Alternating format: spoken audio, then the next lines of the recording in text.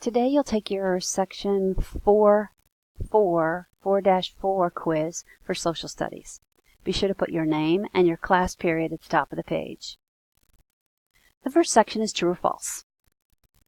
Number 1. Following the French defeat, Native Americans were happy to trade with the British. Number 2. The movement of British settlers onto Native American lands sparked Pontiac's War.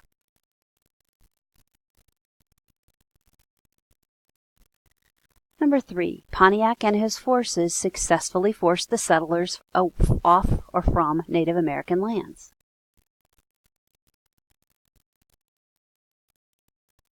Number 4. The Proclamation of 1763 prohibited colonists from moving west of the Appalachian Mountains.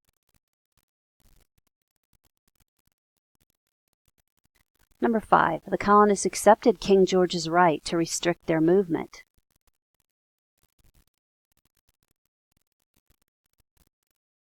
Number 6. One of William Pitt's major goals was to gain access to the Mississippi River.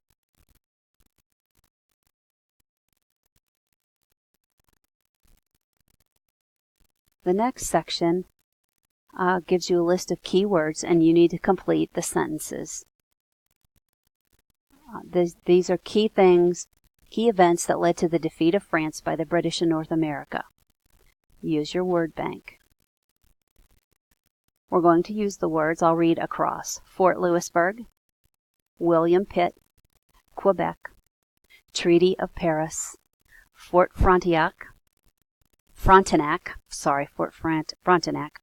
Montreal, Fort Necessity, Fort Duquesne, and Benjamin Franklin. Number 1. In 1757, blank becomes the Prime Minister of England.